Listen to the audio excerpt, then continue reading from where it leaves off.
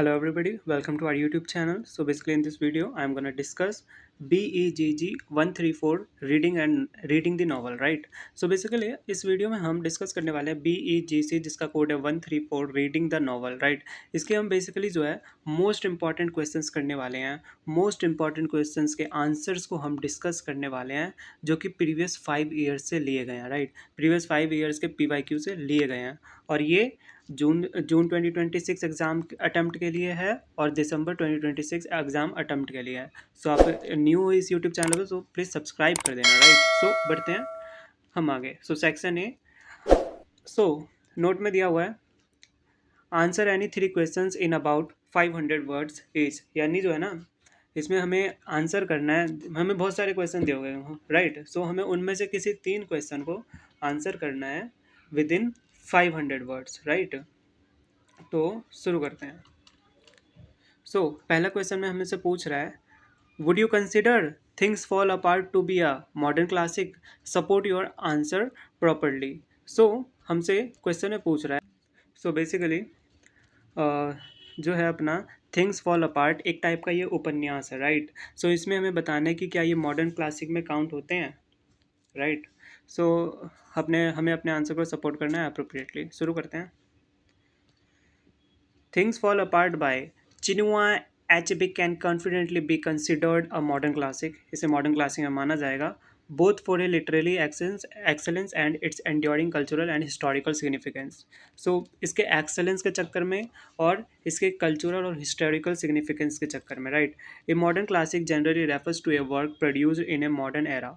जो भी कुछ मॉडर्न एरा में प्रोड्यूस किया हुआ है that is called modern classic, that is achieved lasting critically acclaim, widespread readership and continued relevance across generation। जो जनरेशन चलता रहता है, रेलेवेंस करते रहता है, राइट? पब्लिश्ड इन 1958 में ये पब्लिश किया गया था ये उपन्यास। Things fall apart meets all the criteria, सारे क्राइटेरिया ये मीट करता है। One of the greatest strength lies in the powerful portrayal of pre colonial Igbo society, right? ये इसमें लाई करता है प्री colonial Igbo society में।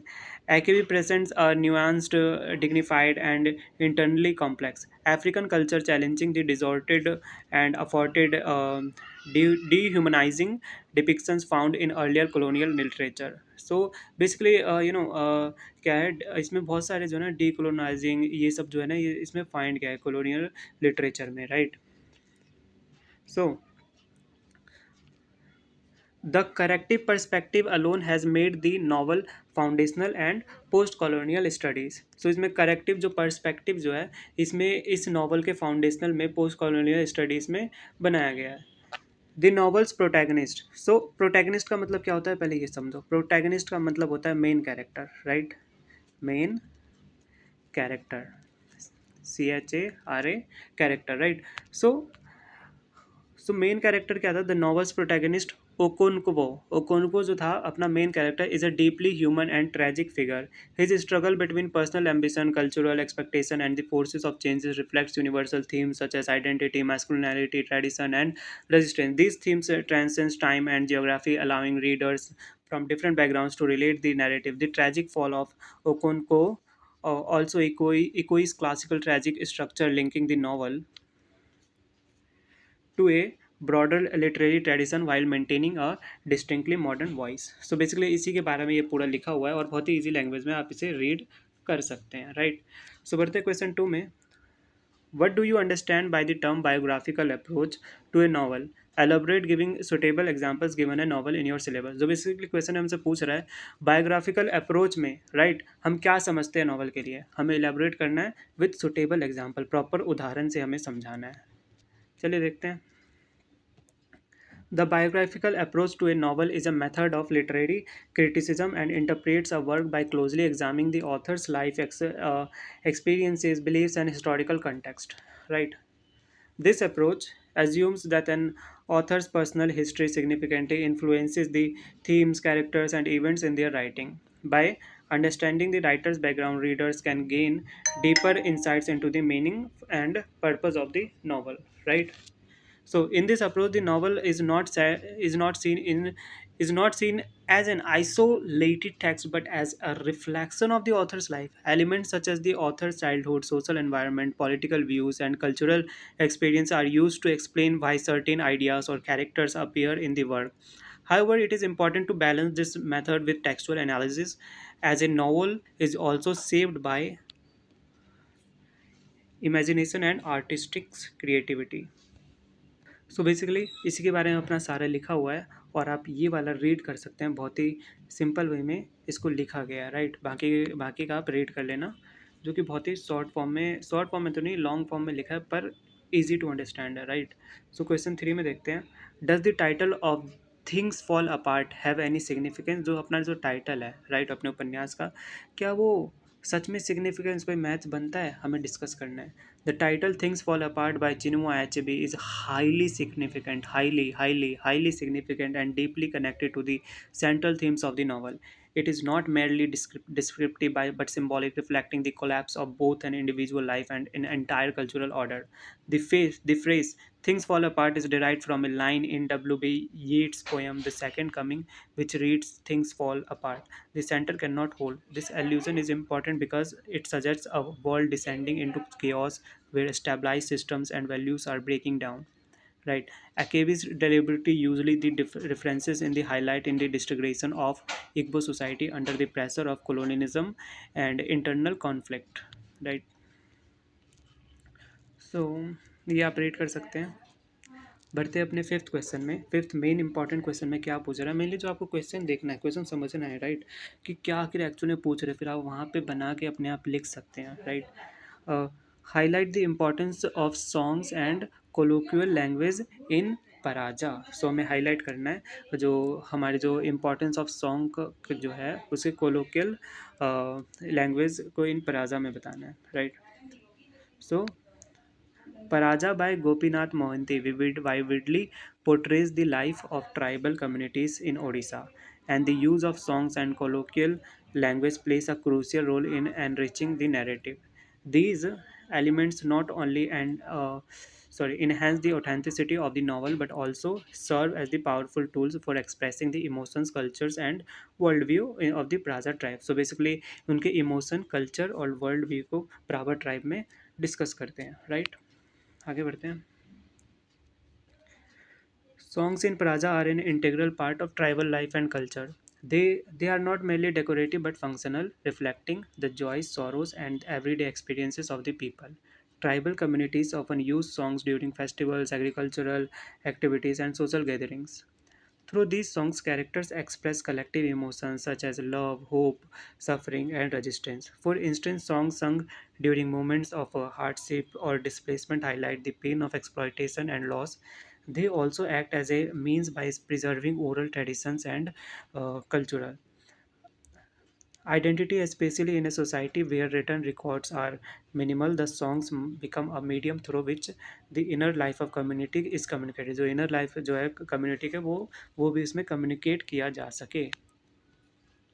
सो इसे आप रीड कर सकते हैं इजी लैंग्वेज में। सो सिक्स क्वेश्चन में पूछ रहा है, what do you understand by E creole culture, इल्यूसिडेट। So basically E creole culture क्या होता है वो हमें समझाना है इसमें, राइट। तो चलिए डिस्कस करते हैं। So basically guys, what do you understand by the meaning of E creole culture, आप क्या समझते हैं। सो बेसिकली क्रियोल कल्चर क्या होता है, एक ऐसी संस्कृति होती है जहाँ पे अलग अलग जाति, अलग अलग देशों की जो परंपराएं जो है मिलकर बनने से तैयार होती है। तो पढ़ते हैं। Creole culture refers to a unique hybrid cultural formation that emerges from the interaction and blending of different racial, ethnic, linguistic, and cultural groups, right? Especially in regions shaped by colonialism, migration, and slavery, right? Slavery. Right. So the term Creole originally referred to people born in colonies as opposed to those born in Europe, but over time it came to signify a rich mixed cultural identity. इसमें basically mixed way में बताया गया है, सब कुछ का mix, right? So ये बहुत ही easy है, I think you can read this। अब बढ़ते हैं हम अपने next question में, जिसमें हमसे पूछ रहा है, right a detailed note on third world novels. So हमें जो है थर्ड वर्ल्ड नॉवेल्स पे एक डिटेल्ड नोट्स लिखना है, राइट। तो चलिए लिखते हैं। दैट मीन्स ऑलरेडी लिखा हुआ, हम डिस्कस करते हैं।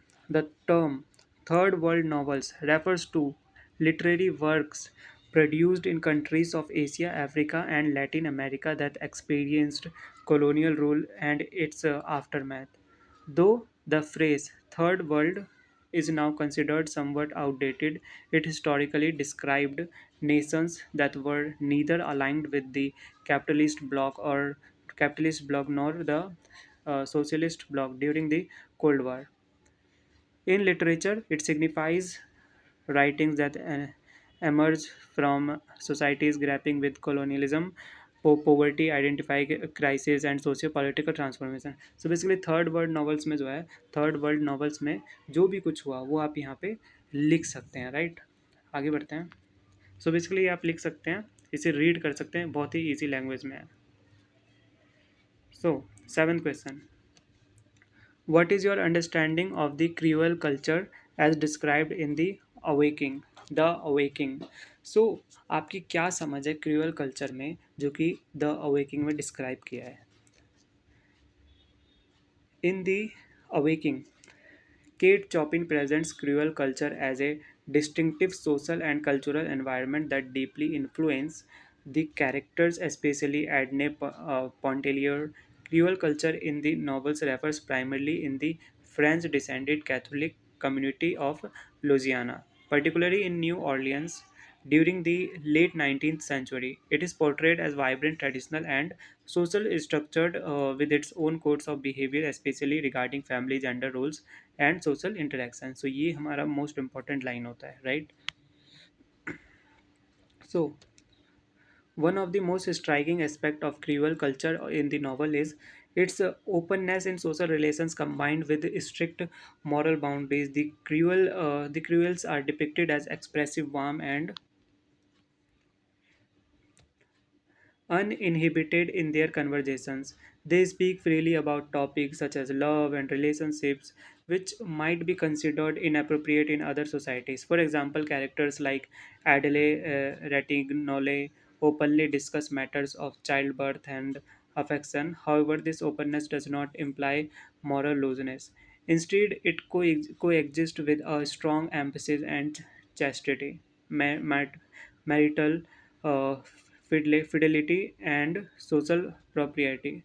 Thus, Creole culture maintains a paradoxical balance between freedom and expression and rigid moral expectation. So guys, ये था अपना जो अपना जो है क्रियोल कल्चर जो डिस्क्राइब किया है द अवेकिंग में। सो आप ये रीड कर सकते हैं पूरा। So Paraja is about human existence comment. So हमें एक स्टेटमेंट दिया गया है, Paraja is about human existence. इस पे हमें कमेंट करना है कि हमारी क्या राय है। सो आंसर डिस्कस करते हैं, क्या लिखा है। Paraja by Gopinath Mohanty is not merely a regional और tribal novel. It is profound exploration of human existence in its most basic and universal form. Set among the Paraja tribe of Orissa, जो ओडिशा के जो tribe थे पराजा, the novel transcends its local settings to depict the struggles.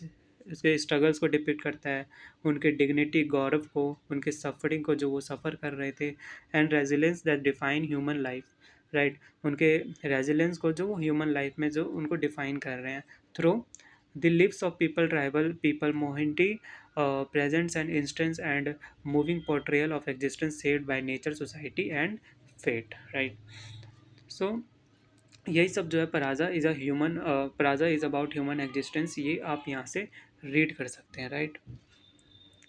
सो बढ़ते हैं हम अपने next question पे, जो है examine the use of colloquialism in Paraja, why do you think the author uses it. Colloquialism क्या होता है इन पराजा में, हमें बताना है और हमें दिखाना है कि क्यों ये इम्पोर्टेंट है, right. Why do you think the author uses it, और हमें ऐसा क्यों लगता है कि ऑथर ने ऐसा सोचा। Y do you think the author use it, हमें ऐसा क्यों लगता है कि ऑथर ने इसे यूज़ किया, राइट। पढ़ते हैं। Paraja by Gopinath Mohanty is widely admired for a realistic portrayal of tribal life in Odisha. One of the most striking features of the novel is its effective use of colloquial language. which plays a crucial role in shaping its narrative style, authenticity, and emotional depth. Mohinty uses of everyday speech, local idioms, and tribal expressions brings the world of the Paraza community vividly to life. Right? So आगे read करते हैं. Colloquialism in Paraja refers to the use of simple. Colloquialism in Paraja का मतलब क्या होता है? हम जब सिंपल और इनफॉर्मल और रीजन स्पेसिफिक लैंग्वेज पे ज़्यादा रिफ्लेक्ट करते हैं natural speech patterns of the tribal people, इसे बताते हैं. Instead of employing highly polished और literally language, Mohanty right chooses word and expressions that mirror how the characters would actually speak in their daily lives. This includes the use of short sentences, repetitive phrases, local vocabulary, and idiomatic expressions rooted in the culture of the Paraza tribe. As a result, the narrative feels organic and grounded in reality. So इस प्रकार से ये सारा अपना होता है, इसे आप रीड कर सकते हैं. सो क्वेश्चन 10 में हमसे क्या पूछ रहा है? Right a note on the use of symbols in the awaking. जो अवेकिंग में जो सिम्बल्स यूज हुए हैं उस पर हमें शॉर्ट नोट्स लिखना है. राइट. सो पढ़ते हैं. The awakening by Kate Chopin is rich in symbolism. बहुत ज़्यादा वो बढ़िया था सिम्बॉलिज्म में, which deepens the psychological and thematic complexity of the novel. जो नावल के जो है साइकोलॉजिकल थेमेटिक उस पर ज़्यादा फोकस करते थे. Right. Through various recurring images and motifs, Chopin explores Edna Pontelier's inner transformation, her quest for identity, and her struggle against societal constraints. These symbols not only enhance the narrative but also help convey abstract ideas about freedom, individuality, and limitations imposed on women in the late 19th century. Right. One of the most important symbols in the novel is the sea. The sea represents freedom, escape, and self-discovery. It exerts a powerful and almost a hypnotic influence on Edna, drawing her away from the rigid structures of society. Her first successful attempt at swimming marks a turning point in her life. It symbolizes her awakening the independence and personal strength. सो ये सब symbol जो है personal strength ये सारे जो है symbol use करता है. राइट. वो सो आप इसे रीड कर सकते हैं. बढ़ते हैं हम नेक्स्ट क्वेश्चन पे. Paraja is a subaltern novel. Comment on social exploitation and the condition of tribals in Paraza. सो पराजा जो है सबल्टर्न नॉवल में आता है. Paraja is a subaltern novel. Comment करना है हमें on social exploitation and condition of tribals in Paraja. Right. करते हैं. Paraja by Gopinath Mohanty is a powerful representation of subaltern life, focusing on marginalized tribal communities and Odisha. A subaltern novel gives voice to those who are socially, economically, and politically oppressed, and Paraja fits the category by portraying the harsh realities of tribal existence under systems of exploitation and injustice. Through the lives of Sukru Jani, and the family, Mohanty highlights the deep-rooted inequalities that define the condition of tribals. Right. So ये उनके बारे में कुछ लिखा हुआ था. और one of the central themes of the novels is economic exploitation. The tribal people who once lived freely in harmony with nature becomes victims of moneylenders and landlords.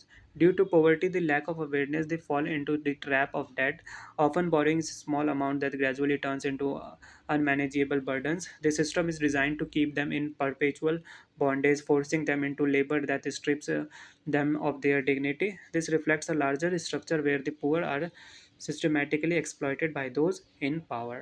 सो ये सब लिखा था तो आप इसे रीड कर सकते हैं. नाउ क्वेश्चन 12 में हमसे पूछ रहा है things fall apart represents Ibo culture. How does the novel represents them at the time of colonisation. Right. So things fall apart by Chinua Achebe is a powerful portrayal of Igbo. बहुत ही ज़्यादा powerful portrayal उन्होंने किया है. Culture and critical historical moment. हमारे जो critical historical moment है उस पर the arrival of European colonisers. जो हमारे जो यूरोपीय कोलोनाइजर जो हमारे इन अफ्रीका, जब वो अफ्रीका आए थे, in Africa European colonisers in Africa. Agbe presents a detailed and balanced picture of Igbo society, highlights both its strengths and internal complexities, while also showing how colonialism disrupts and ultimately destabilizes the traditional way of life. Before the advent of colonization, Agbe depicts Igbo society as well structured and self sufficient. It is governed by a system of customs, traditions, and communal decisions making rather than the centralized authority. Institutions Institutions such as the Council of Elders, the um Egbugwu, masked spirits representing ancestral authority, and village assemblies ensure justice and order. This challenges the colonial stereotype that African societies were primitive or chaotic. Akebe emphasizes that the Igbo people had a rich cultural heritage with clearly defined laws, moral values, and social organization. So ये सब है. So ये सब आप read कर सकते हैं, right? So question 13 में हमसे पूछ रहा है, discuss the major character traits हमें डिस्कस करना है. Okonkwo personality in the novels things fall apart. जो थिंग्स फॉल अपार्ट का जो नॉवल जो था, उपन्यास जो था, उसमें हमें ओकोनवो का कैरेक्टर जो है वो डिस्कस करना है, राइट. कैरेक्टर ट्रेट्स ऑफ ओकोनवोस, उसके जो उपन्यास जो था उसका कैरेक्टरिस्टिक डिस्कस करना है. Things Fall Apart by Chinua Achebe presents Okonkwo as a complex and tragic hero whose personality is shaped by personal ambition, cultural expectation, and deep psychological fears. उनका जो पर्सनैलिटी था, जो पर्सनल एम्बिशन था, cultural expectations था, और deep psychological fair था, डर था, right. His character embodies both the strengths and limitations of Igbo society, making him one of the most memorable figures in a African literature, right? One of Okonwo's most dominant traits is his strong determination and hardworking nature. Unlike his father, Unoka, who was considered lazy and irresponsible, Okonfo rises from poverty to become a respected and wealthy man in his community. Through sheer effort, he earns titles, uh, acquires land, and gains social status. His success reflects his discipline and commitment, making him a symbol of achievement and self-made identity. So ये सब उसके जो characters जो है ये लिखा हुआ है. सो ये सब आप रीड कर सकते हैं, राइट. सो अब हम बढ़ते हैं अपने सेक्शन बी पे, जिसका हमें आंसर लिखना है with in 150 words, right. Answer questions in about 150 words each. Her question का आंसर हमें 150 वर्ड्स में देना है, राइट. तो चलिए शुरू करते हैं. हमसे क्वेश्चन में पूछ रहा है 15 क्वेश्चन में, right a note on the intellectual setting of the awaking. जो है अपना इंटेलेक्चुअल सेटिंग था अवेकिंग में, उसमें शॉर्ट नोट लिखना है. The awakening written by Kate Chopin in 1899 reflect the intellectual climate of late 19th century America, particularly the influence of emerging ideas about individual freedom, gender roles, and personal identity. This period was marked by a shift from strict Victorian values toward more progressive and questioning aptitudes, right? One of the Kelly intellectual influences on the novel is the growing awareness of women's rights and early feminist thought. Society largely conformed women to domestic roles, but new ideas were beginning to challenge these limitations. Through the character of Edna Ponterier, Chopin explores a woman's desire for independence and self expression, which was considered unconventional at the time. So, इसी के साथ आप ये read कर सकते हैं, right. Question 16 में हमसे पूछ रहा है, what would you agree that Paraja the novel throws light on tribal life, right. So सबसे पहले तो मेन चीज़ रहता है अपना क्वेश्चन समझना. अगर हम क्वेश्चन अच्छे से नहीं समझ पाएंगे ना, तो आंसर भी सही से नहीं लिख पाएंगे, राइट. जो हमारा जो पराजा था, राइट, नॉवल, राइट, वो कैसे ट्राइबल लाइफ पे प्रकाश डाल रहा है, कैसे उसको बारे में दिखा रहा है, रीज़न के साथ बताना है. The awakening written by Kate Chopin in 1899 reflects the intellectual climate of late 19th century America, particularly the influence of emerging ideas about individual freedom, gender roles, and personal identity. The period was marked by a shift from strict Victorian values toward more progressive and questioning aptitudes, right. सो इसी के साथ आप ऐसे कर सकते हैं. Guys इसमें एक मिस्टेक्स है। Just I want to highlight ये, आप करेक्ट कर लेना, ठीक है। जो क्वेश्चन अपना 16 का जो आंसर है, अपना जो क्वेश्चन 16 का आंसर है, वो सेम है क्वेश्चन 15 के आंसर पे, राइट। तो आप इसे स्किप कर सकते हैं, राइट। सो बेसिकली 16 दो दो बार हमसे यहाँ पे लिखा हुआ है, तो हम यहाँ से शुरू करते हैं, right. So why do you think African writers examine the relationship between literature and society.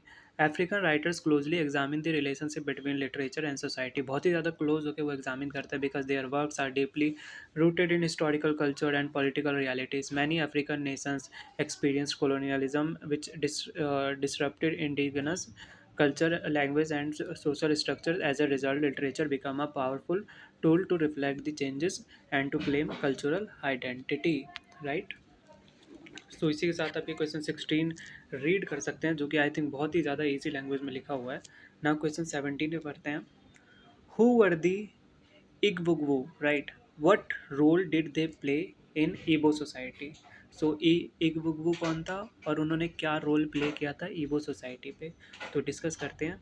In things fall apart, जो इन थिंग्स फॉल अपार्ट जो अपना नॉवल जो उपन्यास था, द इग्बुगबू were masked elders of the Igbo community who represented an ancestral spirits. Although they were actually respected men of the village in disguise, they were believed by the people to be the living embodiments of the ancestors who had returned to guide and judge the living. Their identity was kept secret, adding to their spiritual authority and mystery, right? So इसी के साथ 17 question आप read कर सकते हैं। 18 question में क्या पूछ रहा है? 18 में हमसे पूछ रहा है, just a second guys. So question ने पूछा है, what is the story of the novel the awakening, right. Story क्या था नॉवल में, अवेकनिंग में। The awakening is the late 19th novel that tells the story of Edna Pontellier. Edna Pontellier का story बताता है, जो कि एक वुमेन थी जो स्ट्रगल कर रही है अपना आइडेंटिटी को फाइंड करने में रिस्ट्रिक्टिव सोसाइटी में। Set in Louisiana, the novel begins with Edna vocational at Grand Isle, where she starts to question her traditional role as a wife and mother. Right? Edna's awakening is both emotional and psychological. She develops a deep attachment to Robert LeBron, which sparks her desire for independence and self expression. As she returns to New Orleans, Edna gradually distances herself from her husband, Leon Pontellier, and rejects societal expectations. She pursues her passion for painting, सो अपना वो passion pursue करती है अपना painting के, और seeks personal freedom, अपना personal freedom के लिए ज़्यादा मांग करती है। Even engaging in a relationship with Alcee Arobin. So ये आप रीड कर सकते हैं, right. So question 19, how does this novel differ from the novel Paraja. जो है हमारा जो ये नॉवल जो है, ये कैसे अलग है novel Paraja se, right? The Awakening is set in 19th century American society and focuses on the inner life of Edna Pondelier. It explores individual freedom, especially a woman's struggle against social and marital restrictions. The novel is psychological in nature, dealing with personal identity, emotions, and the desire for independence within a patriarchal society. Patriarchal society क्या होता है? जहाँ पे पुरुषवादी, जहाँ पे पुरुष की सोच खाली चलती है, राइट। सो आगे बढ़ते हैं। In contrast, Paraja is set in rural tribal India and deals with the collective life of Paraja tribe. It highlights social exploitation, poverty, and injustice faced by marginalized communities under oppressive systems like landlords and colonial administration. The novel is social and realistic, focusing more on survival and community struggles rather than individual desires. Right? So ये आप read कर सकते हैं। So question 20 में हमसे पूछ रहा है, attempt psycho psychoanalytical reading of Adna Pontellier in the novel The Awakening. So, a psychoanalytical reading of Adna Pontellier in The Awakening reveals the conflict between her unconscious desires and the social restraints imposed on her according to psychoanalytic theory, especially ideas associated with Sigmund Freud. Human behavior is shaped by the tension between the id instinctual desires, ego reality and super ego moral conscience. So ये सब आप read कर सकते हैं question 20 पे. So who are the main characters in the novel Paraja. Novel Paraja में main character main पात्र कौन कौन थे, अच्छे से समझा है. Paraja presents a range of characters that reflect the life and struggles of tribal community in Odisha. So central character is Sukrujani, right? The lead of a Paraja family. He is simple, honest and deeply attached to his land and traditions. वो बहुत ही ज़्यादा simple था, ईमानदार था, deeply attached था अपने भूमि से, right? और अपने रीति रिवाजों से. His life represents the dignity and innocence of tribal people but becomes a victim of exploitation by landlords and money lenders, right? So ये जो है ये सारे मेन मेन कैरेक्टर्स है, मंदिरा, टिकरा, जिली, सुक्रूज डॉटर, ये सब आप रीड कर सकते हैं, right. So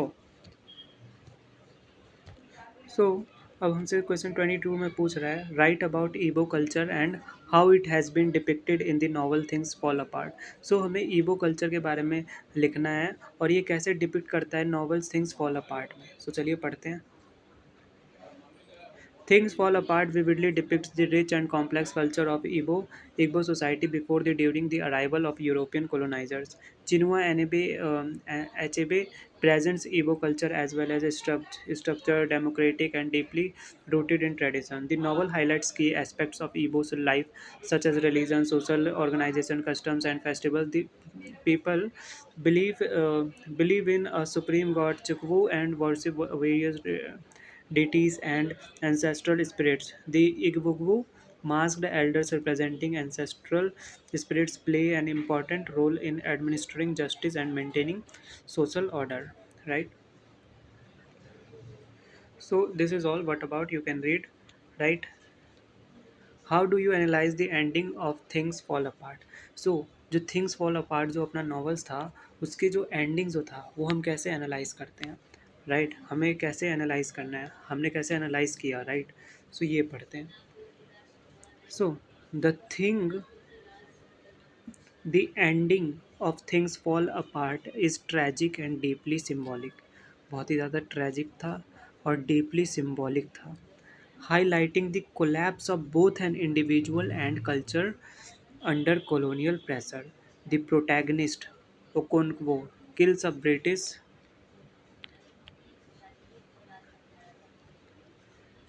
messenger in a final act of resistance against colonial authority, hoping to inspire his people to revolt. However, he soon realizes that the clan no longer shares his militant spirit. The once unified Igbo society has been divided and weakened by the influence of the colonizers and Christian missionaries. Faced with this loss of culture, identity, and personal honor, chooses to take his own life. This acts and considered an abomination in Igbo culture, making his end even more ironic and tragic.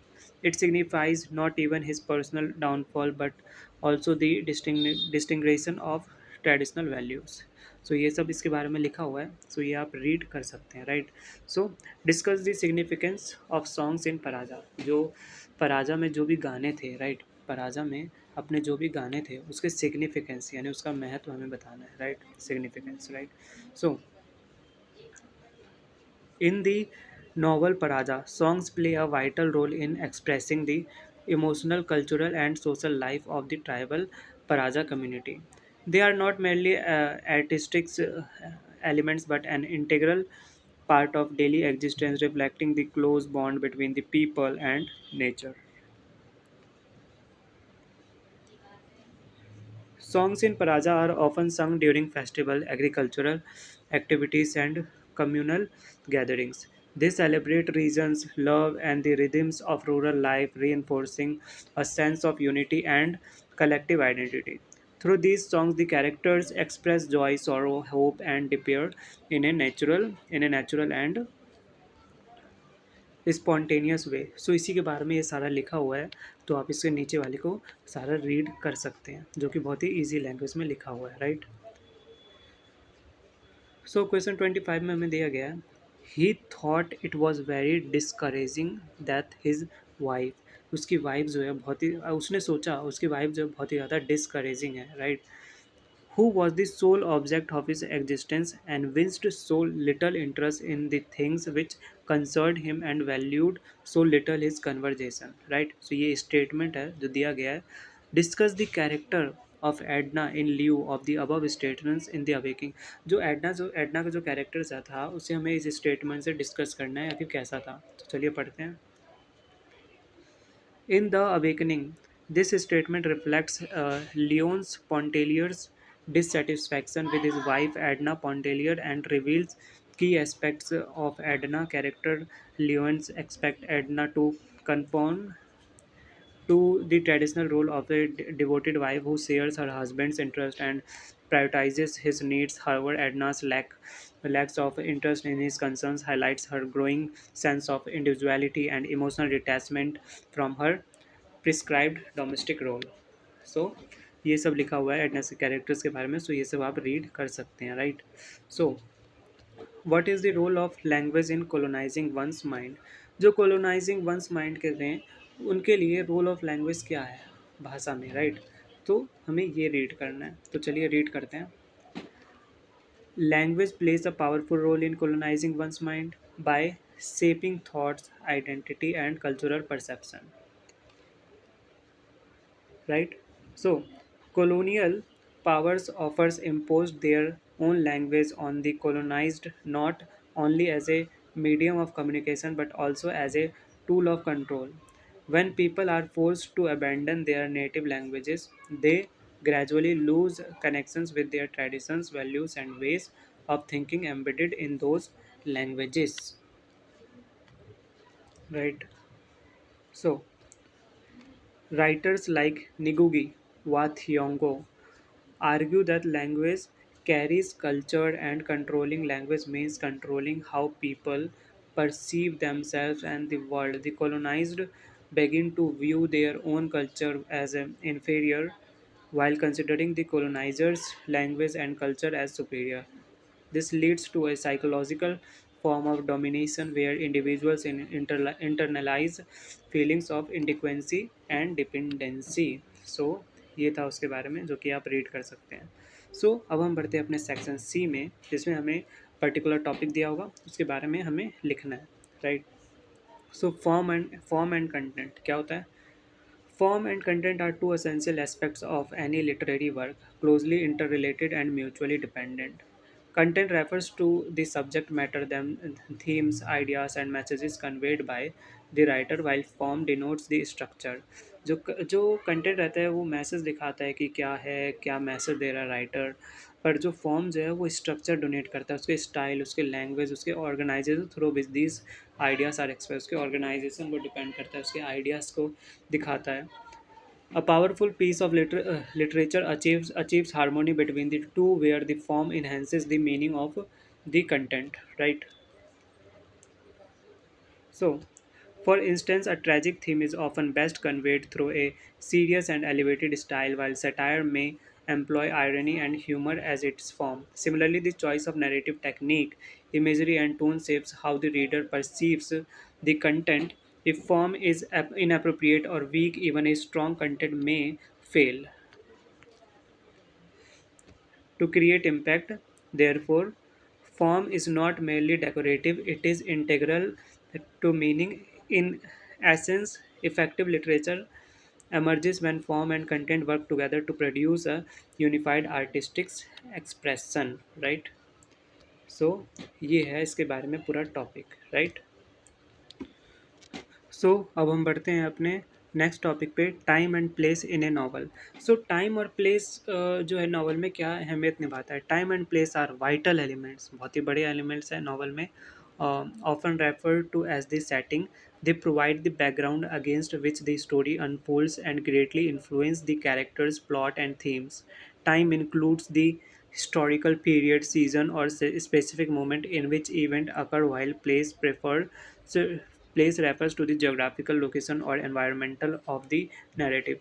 A well-defined setting helps create realism and allows readers to better understand the social, cultural, and political context of the story. For example, a novel set during a time of war or colonization will reflect a session conflict of changes in its narrative, right? Similarly, the place जो place जो है weather rural, चाहे वो शहरी इलाका हो या rural इलाका हो, और imaginary save the life style and behaviour of characters.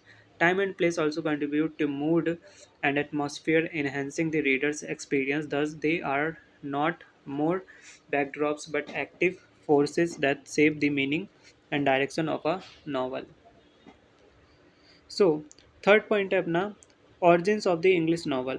जो अपने इंग्लिश नावल के जो अपने जो इंग्लिश नावल है उनके ऑरिजिन्स क्या क्या हो सकते हैं. सो पढ़ते हैं. The English novel emerged in the early 18th century as a new literary form shaped by social, economic, and cultural changes in England. The rise of the middle class, increased literacy, and the growth of printing created a demand for realistic and relatable narratives. Unlike earlier forms such as epics and romances, the novel focused on ordinary life, individual experiences, and social reality. Right. सो ये है जो आप read कर सकते हो. फिर types of characters, कौन कौन से कैरेक्टर्स के टाइप्स रहते हैं. यानी जो मेन जो है ना किसी भी नावल कुछ भी आप स्टोरी लिखते हो उसमें कैरेक्टर बहुत ही ज़्यादा मैटर करते हैं. तो आप उसके बारे में लिख सकते हो जो आप यहाँ से रीड कर सकते हो. फिर folks elements in things fall apart. So folks elements क्या क्या होते हैं. Folks elements play a significant role in shaping the cultural richness of Things Fall Apart by Chinua Achebe. The novel vividly presents the traditions, beliefs, and oral culture of the Igbo society. Proverbs are one of the most important folk elements, often described as the palm oil with which words are eaten, reflecting wisdom and social values. So इस तरीके के folk elements जो है Things Fall Apart में दिए गए हैं जो आप read कर सकते हो. Now, novels of the diaspora. Novels of the diaspora, right? So novels of the diaspora explore the experiences of people who live away from their native homeland, often dealing with themes of identity displacement and cultural conflict. These novels reflect the emotional and psychological struggles of migrants as they try to be balance their original culture with with that of the host country, right? सो आगे लिखा है writers like Salman Rushdie, Jhumpa Lahiri, and V.S. Naipaul have significantly contributed to this diaspora literature. Their works often depict issues such as alienation, nostalgia, racism, and the search for belonging.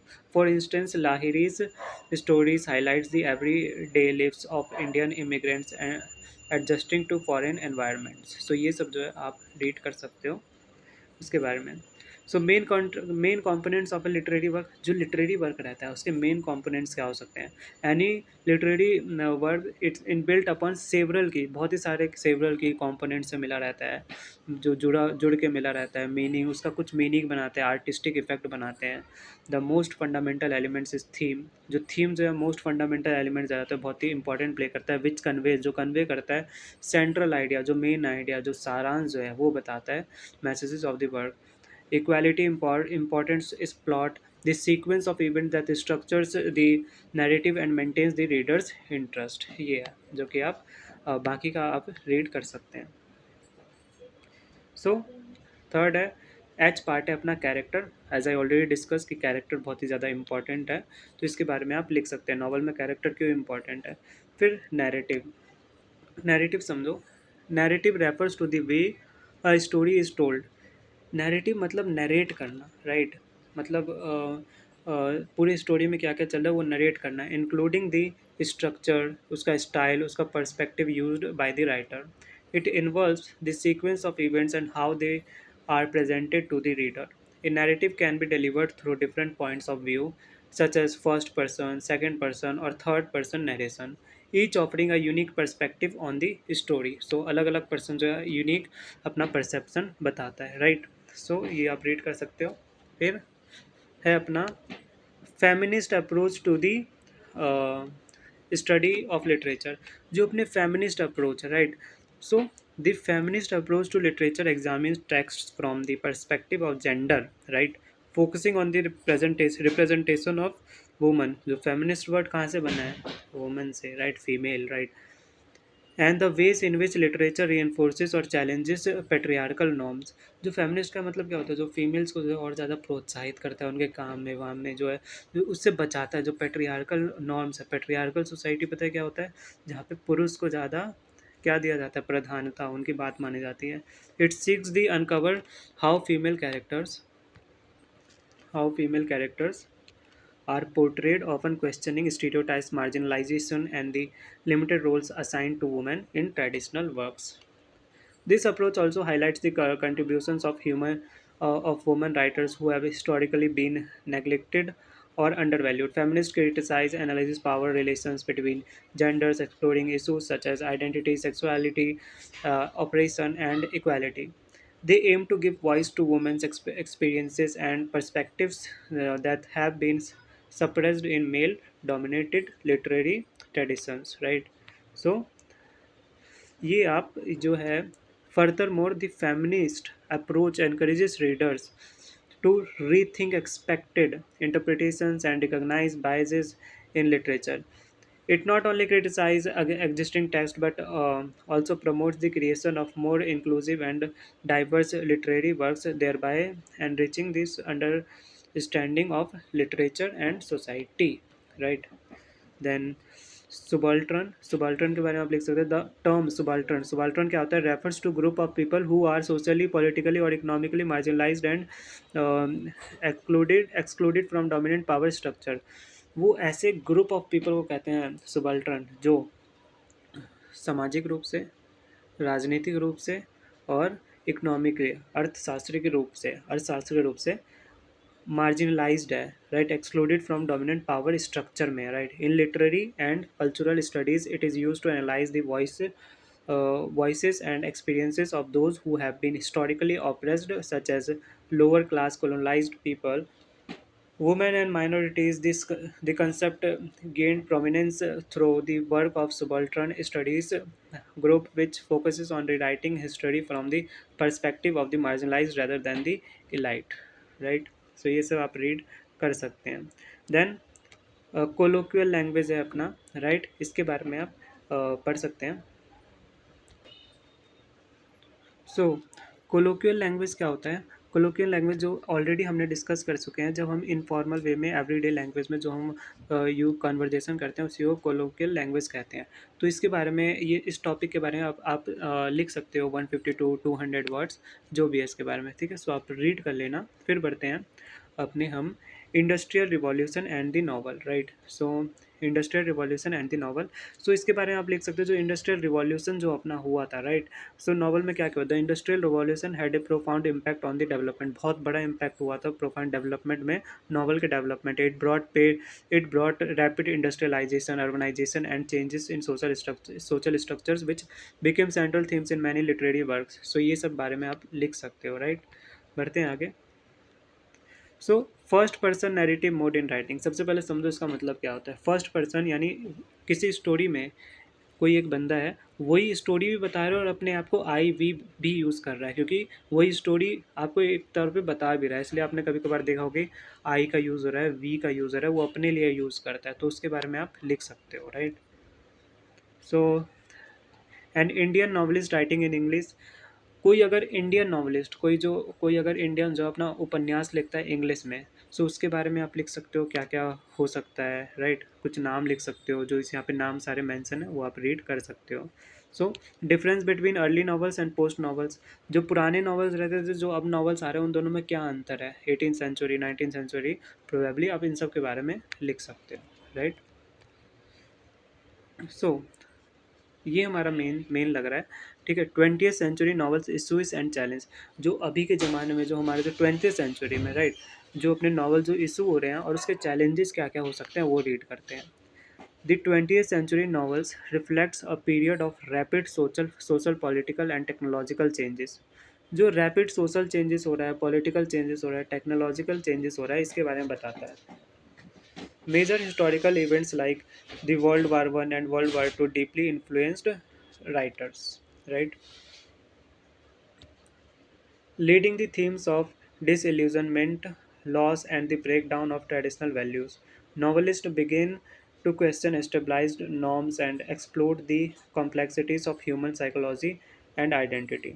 Writers such as Virginia Woolf and James Joyce experimented with, जो ये दोनों जो थे, इन्होंने Virginia wolf और James Joyce, इन दोनों ने एक एक्सपेरिमेंट किया narrative technique like stream of the consciousness to represent inner thoughts and fragmented realities. Issues like alienation, existential crisis, gender inequality, and the effects of industrialization become central concerns. Right? So ये सब इसके बारे में आप read कर सकते हो और अपने एग्जाम में लिख सकते हो अगर क्वेश्चन आए तो, राइट। सो अपना लास्ट टॉपिक पे आ जाते हैं जो कि है थीम ऑफ पराजा। पराजा का थीम क्या था, right. So so theme of पढ़ाता, थीम बोले तो जो भी उसका जो है मुख्य केंद्र, लाइक मुख्य विचार, मेन मैसेज, जो पराजा में जो है, जो राइटर जो है पराजा में मेन मैसेज क्या दे रहा है, यानी पराजा में आपको मेन मैसेज क्या मिल रहा है। तो चलिए वो रीड करते हैं। लाइक जो भी है कि जो भी ये कहानी में जो है लेखक जैसे क्या दिखाना या क्या समझाना चाहता है, राइट। सो शुरू करते हैं। पराजा रिटन बाय गोपीनाथ मोहंती, इन्होंने लिखा था। Explores the life and struggles of a tribal community, tribal community के लाइफ और स्ट्रगल्स को एक्सप्लोर करते हैं जो कि उड़ीसा में रहते हैं। One of its central themes is exploitation, उनके सेंट्रल थीम यही था कि जो एक्सप्लॉयटेशन हो रहा है एज द इनोसेंट पराजा, जो कि बहुत ही जो कि जिनका कोई गलती ही नहीं है, इनोसेंट पराजा, people are oppressed by, just a second guys, oppressed by money lender, जो मनी लैंडर्स है, जो जमींदार है, लैंड लॉर्ड्स है, एंड करप्ट ऑफिशियल, जो पूरी तरह से जो करप्ट पीपल, करप्ट जो ऑफिशियल्स है, करप्ट कर्मचारी है सरकारी, उनके वजह से, right. So the novel vividly portrays how poverty and illiteracy make them vulnerable to injustice and social inequality. Another important theme to the conflict between tradition and modernity.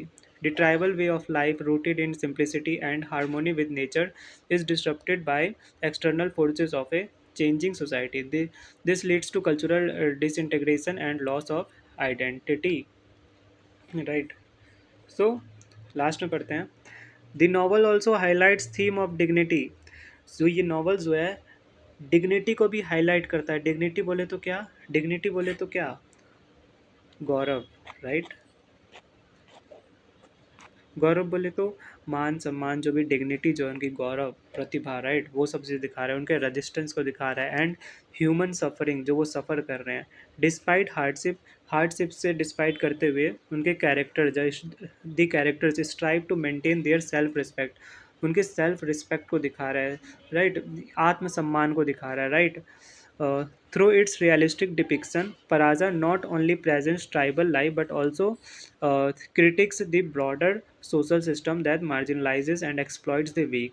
So पराजा जो है इन सबको भी दिखा रहा है, जो मार्जिनलाइज, जो एक्सप्लॉइट्स द वीक को दिखा रहा है, इनके context the broader social system को दिखा रहा है जो कि बिल्कुल मार्जिनलाइज वे में है, और प्रॉपर डिग्निटी, रेजिस्टेंस, इन सबको दिखा रहा है, राइट, इन सबको हाईलाइट कर रहा है। So yes guys, this is all what is actually happen. I hope you have really understood this video. I think guys it's all enough for you guys. So let's end the video guys. Bye.